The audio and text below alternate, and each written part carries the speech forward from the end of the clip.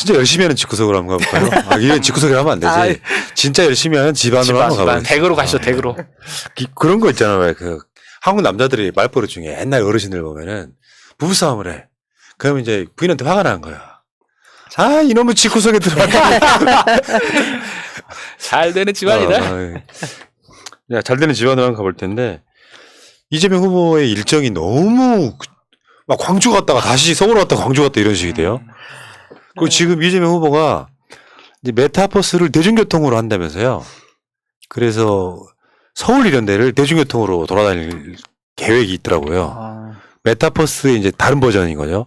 지하철 타고 돌아다니거나 뭐 버스가 될 수도 있고 뭐 어떤 그 과정들을 거치는데, 일단은 뭐 이러니 저러니 해도 이재명, 이낙연 이분들이 지금 광주 가서도 한번 뭉쳤고, 그래갖고 뭐랄까요, 지금은 이낙연 후보가 전 후보께서 흔쾌히 잘 도와주시는 느낌이에요. 네. 좀 뜸을 들이긴 했죠. 근데 뭐 어디 달리 보면은 더 이상 뭐 이제 나서는 것을 뭐 망설일 수가 없는 타이밍이기도 하고, 그러면서 표정이 보면 있잖아요. 내가 설마 질 선거라고 생각했던 그때의 그 느낌은 아니에요. 그러니까 흔쾌히 이재명 후보를 돕고 싶다는 느낌이 지금 보면 표정에서 나옵니다. 사실 이제 이거 보면서 조금 늦었지만 아쉬움이 조금 있고, 또 잘 되는 집안은 더 많이 사람들이 붙는 모습인 것 같기도 한데, 이제 이 모습 보면서 이재명 후보가 사실은 그 행사장에서 이낙연 후보를 상당히 배려하는 모습들을 많이 보여주더라고요. 그래서 정말로 대선 주자로서 겸양, 세련됨 뭐 이런 모든 것들을 다 갖추셨구나, 이런 모습을 봐서 좀 좋았습니다, 정말로. 전 너무 감사하죠. 지금 국민의힘은 콩가루가 되어가지고 있는데, 지금 만약에 이낙연 후보나 뭐 정세균 전 후보나 두 분 다 이제 뭐 합류가 안 됐고 뭐 그런 모습이 없었다 하면, 사실 저 언론에서 그 콩가루하고 계속 대비해서 그쵸. 양비론을 펼칠 텐데, 저희는 지금 정말 완전히 대립각을 세우면서 열심히 하고 있잖아요. 근데 그걸 오히려 조명을 더 제대로 해주지 않는 부분이 있어서 서운하지만 너무 감사하다는 생각이 들고요. 뭐 이재명 후보가 아까 말씀하셨지만 이제 대중교통을 이용해서 서울을 쫙 다 도신다고 하는데, 진짜 저는 그 경호가 좀 걱정이 되지만 너무 잘 선택하신 거고 잘 생각하신 것 같다는 생각이 드는데, 원래 진짜 이 예전에 대통령 후보들이 아무도 가지 않았던 골목골목 시골까지도 다 가고 싶어 하신대요, 실제로는. 근데 지금 코로나 상황이 그게 허락이 안 되니까 일단은 서울이라도 전체 대중교통을 이용해 보겠다고 하시는데요. 국민들이 굉장히 호응이 있을 것 같고 기대가 됩니다. 또 그 현장에서 국민들의 그 생 목소리를 다 전달받아서 또 그걸 정리하셔서 또 발표도 하신다고 합니다. 근데 첫 번째, 이낙연 후보 지지한다고 하는 소위 똥파리들, 니들 그러면 이낙연 욕먹이는 거야. 예를 들면 이런 거잖아요. 일종의 음모론 중에 하나인데, 뭐 동양대 모 총장 전 총장이 뭐 하는 이야기가 뭐 설 전에 뭘 터뜨린다, 그러면서 그 사람은 이낙연을 후보로 밀어야 된다고 주장한다. 그게 대변인 갈라치기 스킬이에요. 이낙연과 이재명을 분리시키는 작업이지. 그래서 아직도 사람들이 이낙연을 의심하게 만들어. 이낙연 지금 전 총리한테는 그런 건 없다고 저는 확신합니다. 이쪽에 뭐 정치 하루 이틀이에요? 그렇죠. 그러니까 후보가 바뀔까라고 생각하는 착각을 버려, 이 새끼들아. 니들이 진짜로 이낙연 지지하면, 니들은 문재인 대통령이나 조국 장관이나 이낙연 지지 안 했던 사람들이야. 그냥 속내가 드러난 거지. 후보 교체는 아직도 얘기하고 있잖아요. 진짜로 지지한다면 내가 지지한 정치인이 하는 행보를 따라가야지. 그 기아 자동차에서 신년 기자회견 할 때 사회 본 사람이 박광원 의원이잖아요. 그분도 대표적인 이낙연 개였잖아요. 이재명 돕고 있네? 왜 공격 안 하니? 바보 같은 짓이라는 거지. 얘네들은 전혀 이낙연 지지 아니에요. 지금 손절해야 된다고 생각해요. 이거 믿고 계시는 건 잘못된 거고. 두 번째는 이제 호남에 가서 호남 지지율 이야기하는데, 일단 언론들이 나빠요. 뭐냐면 호남 지지율, 이재명 후보 지금 현재 지지율 역대급이에요. 맞습니다. 저번에도 한번 제가 보여드린 적이 있지만, 대통령 선거 한 달 전 기준으로 문 대통령 19대 때 52%였어요. 호남 지지율이. 18대 때 문재인 대통령 37%, 17대 정동영 호남 출신이지만 42.9%, 16대 때 노무현 42.8%야. 지금 이재명 후보 호남 지지율이요 12월 5주 차에 66.5%입니다. 그러니까 역대급입니다. 언론이 호남에서 이재명 후보 지지율이 낮기 때문이라고 말하는 건 그 거짓말이라는 거지. 실제로 이제 대선에 가면 득표율은 이렇게 나오긴 하지만 이게 관훈 토론회 갔을 때 그때 그 KBS 논설위원이 물었었죠. 요거 사실 득표율 기준으로 했을 때 낮은 거 아니냐. 이거 대선 한 달 전 여론조사의 지지율이에요. 그러면 이재명 후보가 호남 지지율이 떨어져서 간다는 건 말이 안 되는 거고 그냥 호남의 어떤 그 대한민국 민주주의의 상징 같은 곳이니까 거기 가서 그냥 서로 간에 원팀 보여준다 이렇게 하면 되거든. 호남 지지율을 거론을 왜 하냐 말이죠. 역대급으로 가장 높은데. 지금 이재명 후보 지지율이 거의 65에서 70 사이에 있단 말이에요. 그러면 지금 가운데 있는 한 달 전에 지지율을 보시면 제일 높은 거 아닙니까? 언론에서 사실은 너무나 아름다운 원팀의 네. 강한 모습을 보여준다 이렇게 얘기를 해줘야죠. 예. 그리고 이제 정말 이게 언론이 너무 기울어진 게 만약에 우리 그 윤석열이가 뭐 대구나 부산 이런 데 갈 때 뭐 유승민이나 홍준표랑 같이 갔으면 이렇게 이 정도로 난리 하고 났겠죠. 말았을까 난리 났겠죠. 그리고 만약에 지금 민주당에서 당대표 나가라고 하고 선대위원장 사퇴하고 해산했으면 저 정도로 그냥 매스컴이 주목하고 말았을까 안 그럴 것 같거든요. 한 일주 사이에 기사 한 10,000개 나왔을 것 같거든요. 근데 지금 이런 것들 관련해서 국민들께서 조금 왜곡된 언론들의 시선들 관련해서 똑바로 좀 보셔야 됩니다. 예, 그 원팀 하나, 그러니까 1, 2위 주자였기 때문에 이제 원팀이 이제 뭐 전혀 지금 이재명 후보 지지율도 잘 나오고 있고 그래서 후보 교체 외치시는 분들 정신 차리시고요. 그냥 국민의힘 지지자라고 하세요. 자, 그 첫 번째고 두 번째는 민주당인데 민주당 전체로 보면 분위기 괜찮아요. 뭐 국회의원들 하나하나 행동거지 조심하자 하는 그 서로 간의 어떤 그 다짐 같은 게 느껴지고 추경도 중요하죠. 지금 네. 현재로서. 왜냐하면 국민의힘 쪽에 그래도 좀 생각이 있는 사람들이 민주당을 비판한 지점 중에 하나예요.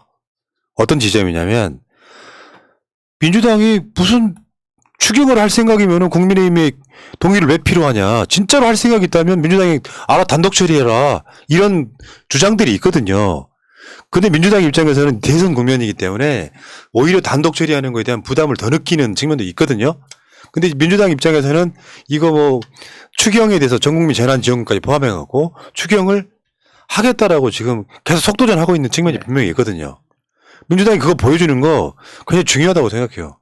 예를 들면 뭐 소상공인 자영업자든 전국민 재난지원금이든 국민이 줬을 때 표현이 도움이 되겠어요 안 되겠어요?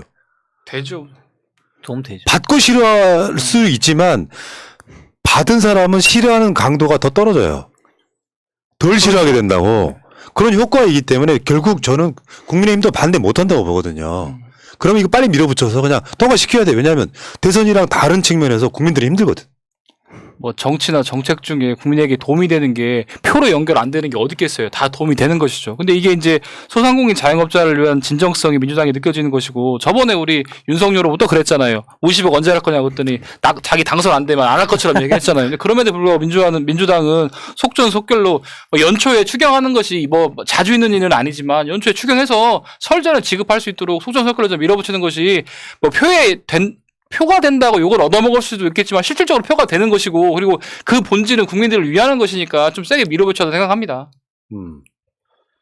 그리고 그 표가 되는 부분들이 아까 말씀하신 것처럼 국민의힘이 더 많이 주자고 하면 자기가 그렇죠. 더 도표가 될 수 있는 것이니까 뭐 그런 부분들을 좀 잘 생각했으면 좋겠고 어찌됐든 지금 윤호중 원내대표가 말한 것이 지금 계속해서 부분이 아닌 전부 또 사후가 아닌 사전 금융보다는 재정지원 쪽에 대해서의 세 가지 원칙을 입각해서 좀 추경을 하겠다고 하니까 진짜 이번에는 지난번처럼 죽어도 욕먹는 것을 하지 않았으면 그러니까요. 좋겠습니다. 그리고 이제 이재명 후보가 계속 강하게 말씀하신 것처럼 국가가 국민을 위해서 존재합니다. 국민이 국가를 위해서 존재하는 게 아니라 맨날 말씀드리지만 OECD 가입 국가 중에 대한민국 국채 비율 제일 낮습니다. 40%. 이럴 때 돈 안 풀고 언제 풉니까? 좀 해야 됩니다. 정말로. 그러니까 이게 부분이 아닌 전부, 사후가 아닌 사전, 금융보다는 재정, 지원, 그렇죠. 세 요게 가지. 이재명 후보가 한 말이잖아요. 그렇죠. 요것을 민주당 원내 지도부, 그러니까 이 법을 통과시키는 최고의 사령탑이 요걸 또 받아서 뭔가 잘 되는 집안은 잘 되는 그 가문,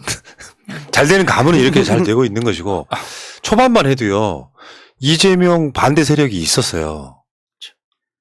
예를 들면 부동산 문제, 뭐 부동산 세제 관련한 문제에 대해서는 아직도 약간 궁시렁거리는 사람들이 있긴 하지만 현실적으로 그런 목소리가 아예 안 나오는 이유가 그런 거예요. 이재명 잘 나가니까요. 대선에서는 지지율이 깡패예요. 지지율이 떨어져 그러면 누군가 계속 꽁시랑 된다고. 뭐 때문에 그렇다, 뭐 때문에 그렇다. 지지율이 잘 나오잖아요. 그러면 조용해지. 그러니까 지지율 깡패가 지금 민주당을 단합시키는 요소로 작동을 하는 거예요. 후보가 지지율이 잘 나와. 조금만 더 가면 한 두 달에 대통령 될 것 같아. 어디 방위를 듭니까? 그러니까 잘 나가는 집은 계속 선순환이 되고 못 나가는 집은 뭐 악순환이 되는 거예요. 막 스피커폰 나오고 막 당대표 탄핵하자 그러고 얘들 목적이 뭔지는 모르겠어. 잘 안 되는 집구석하고 잘 되는 가문의 차이를 지금 보고 계십니다. 자, 그리고 이재명 후보가 곡성을 갔어요, 곡성. 그 영화에 나왔던 바로 그 곡성이죠. 그 우리 방송에 나오는 볼메 임진님이 곡성 출신이에요. 몰랐어? 몰랐습니다. 대단한 일이 된 것처럼. 거기 가서 농촌 기본소득 도입할 거다. 네. 요 이야기를 이재명 후보가 했다.